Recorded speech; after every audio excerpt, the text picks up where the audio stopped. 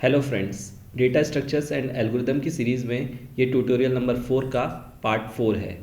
हमने previous 2-3 lectures में हमने देखा कि बिग ओ नोटेशन क्या होता है और ओमेगा नोटेशन क्या होता है। इस ट्यूटोरियल में हम एनालाइज करेंगे थीटा नोटेशन को। थीटा नोटेशन जो है उसको टाइट बाउंड भी बोलते हैं। टाइट बाउंड क्यों बोलते हैं? क्योंकि ये लोअर और अपर पार्ट को कंबाइन करके बनता है। अगर हमें कोई एक ऐसी एल्गोरिदम को डिनोट करना है कि हमें उसका टाइट बाउंड बताना हो, तब हम थीटा नोटेशन को यूज़ करेंगे। अब टाइट बाउंड का क्या मतलब होता है? टाइट बाउंड से मतलब है कि हम उसका लोअर बाउंड भी बता देंगे और अपर बाउंड भी बता देंगे। मीन्स हम उसको पैक कर देंगे अपर से और लोअर से, तो हमारा जो फंक्शन है वो उन दोनों फंक्शन के बीच में लाई करेगा। मान लीजिए कि आपको एक फंक्शन गिवन है fn, जो कि आपके एल्गोरिदम का कॉम्प्लेक्सिटी को शो कर रहा होगा। तो हमारा थीटा ऑफ gn जो है वो कुछ इस तरह से होगा, c1.gn less than equal to fn is less than equal to c2.gn। इसका क्या मतलब है? इसका ये मतलब है कि आपका जो फंक्शन fn है वो अब किसके बीच में लाई करेगा? उस न्यू फंक्शन gn के बीच में, लेकिन इस समय c1 और c2 की अलग अलग वैल्यू के लिए।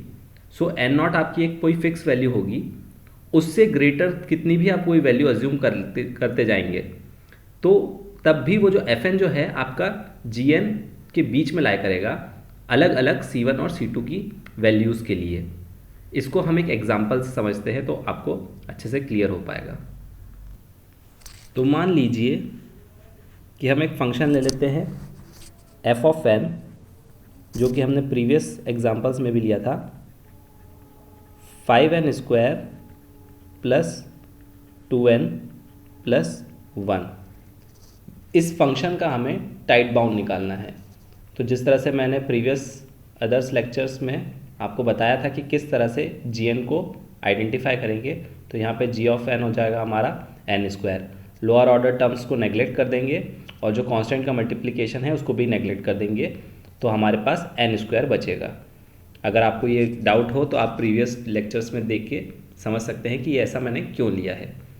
तो अब जब हमने n² निकाल लिया है, तो अब हमें ये आइडेंटिफाई करना पड़ेगा कि ये टाइट बाउंड किस तरह से है। इसको हम प्रूफ करने के लिए हमें n की अलग अलग वैल्यूज़ को देख के देखते हैं। तो मान लीजिए कि n की वैल्यू मैंने अज्यूम करता हूँ 1। तो अगर मैं n की वैल्यू यहाँ पे 1 रखूँ तो मेरा क्या आ रहा है, 5 + 2 + 1 8।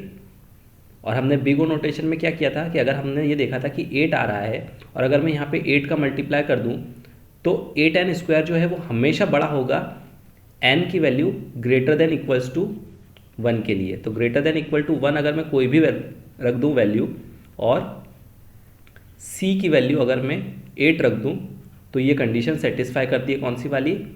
f ऑफ n जो है वो हमेशा छोटा रहेगा किससे? c ऑफ gn से। अब यहाँ पर जो c है इसको मैं नाम दे देता हूँ c1, तो मेरा ये वाला भी क्या हो जाएगा? c1। अब एक और मुझे c की वैल्यू अज्यूम करनी है c2, जिसके के लिए ये कंडीशन सेटिस्फाई करे, लेकिन कुछ इस तरह से। f ऑफ n जब इस केस में आएगा तो वो बड़ा होगा c2 into g of n से। तो c2 की वैल्यू मुझे अज्यूम करनी पड़ेगी। अच्छा, 1 जब मैंने रखा तो यहाँ पर मुझे मिला 8 और यहाँ पर मुझे मिला 1। तो क्या यहाँ पर मैं वैल्यू सपोज करूँ जो कि 8 से छोटी होगी? क्योंकि यहाँ पर मेरा 1 रखने पर क्या आ रहा था? 5 6 7 8। तो यहाँ पर मुझे कोई ऐसी वैल्यू अज्यूम करनी पड़ेगी जो कि 8 से कम हो रही हो और n की हायर वैल्यूज़ पर भी वो सेटिस्फाई करे। तो मैं यहाँ पर 5 अज्यूम कर लूँगा। क्यों 5 अज्यूम करूँगा? सेम प्रीवियस तरह से जो मैंने बताया था प्रीवियस लेक्चर में, उसी तरह से, क्योंकि मुझे पता है कि ये वाला जो टर्म है ये 5n² है और ये वाला टर्म जो है ये हमेशा प्लस होगा और ग्रेटर देन रहेगा, पॉजिटिव रहेगा, ग्रेटर देन 0 रहेगा n की वैल्यू 1 के लिए, 1 या 1 से बड़ी के लिए। क्यों? क्योंकि ये पॉजिटिव वैल्यू है और ये ओवरऑल वैल्यू भी पॉजिटिव रहेगी तो बड़ी ही रहेगी। तो अगर मैं यहाँ पर 5 का मल्टीप्लाई कर देता हूँ तो ये वैल्यू जो है gn ये हमेशा छोटी रहेगी n की वैल्यू 1 या 1 से बड़ी के लिए, क्योंकि ये एक्स्ट्रा टर्म इसमें ऐड हो रहा है। तो यहाँ पे मैं c2 जो मेरा अज्यूम करूँगा मैं वो 5 करूँगा। तो आप अब ये देख सकते हैं कि ये दोनों कंडीशन जो है वो सेटिस्फाई कर रही है, ये वाली कंडीशन दोनों सेटिस्फाई कर रही है आपके टाइट बाउंड की कंडीशन को।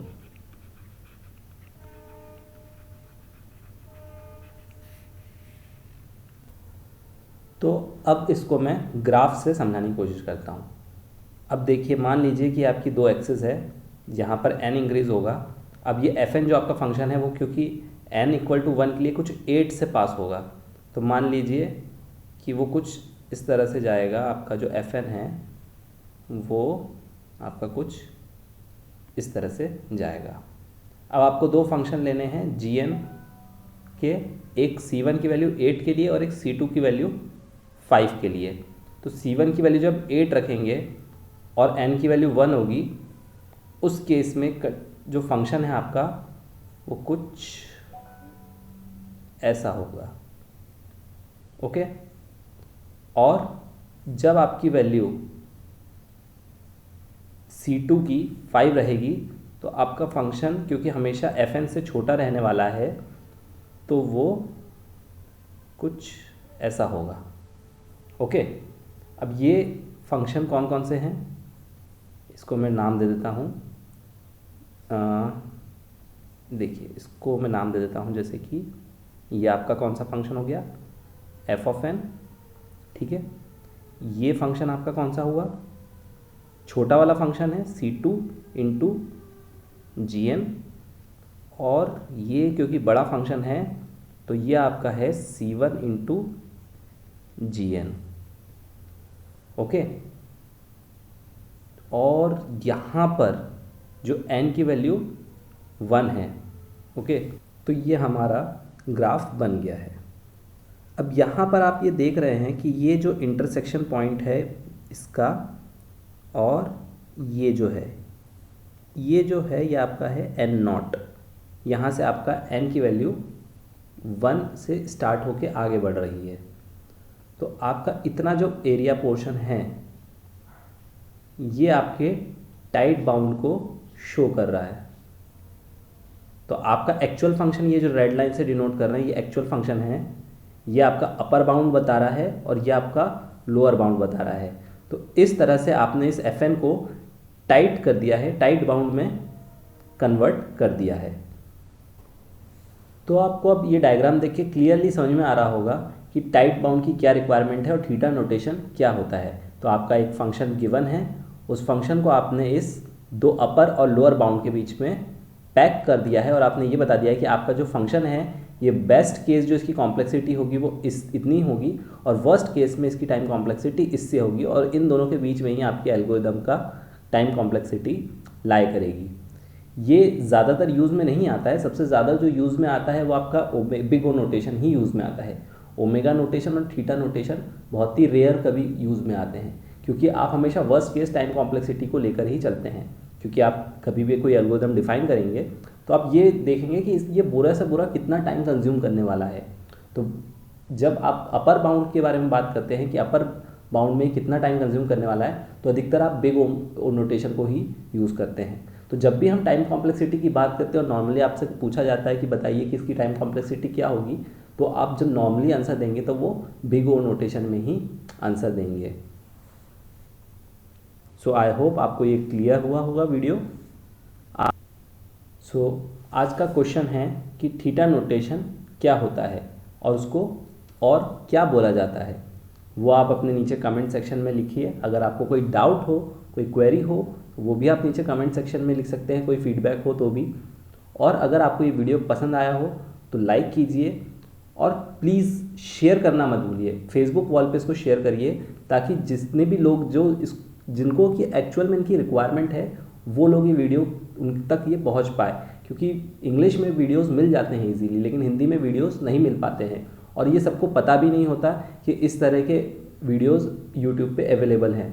तो अगर आप हो सके तो इसको अपने फेसबुक वॉल पे शेयर करिए और सब्सक्राइब भी करिए। सब्सक्राइब करने से ये होगा कि जब भी मैं कोई न्यू वीडियो अपलोड करूँगा तो इसका अपडेट आपको आ जाएगा।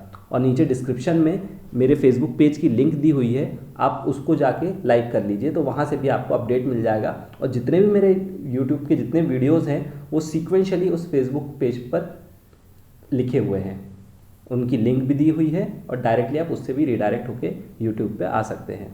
So thank you very much, have a nice day.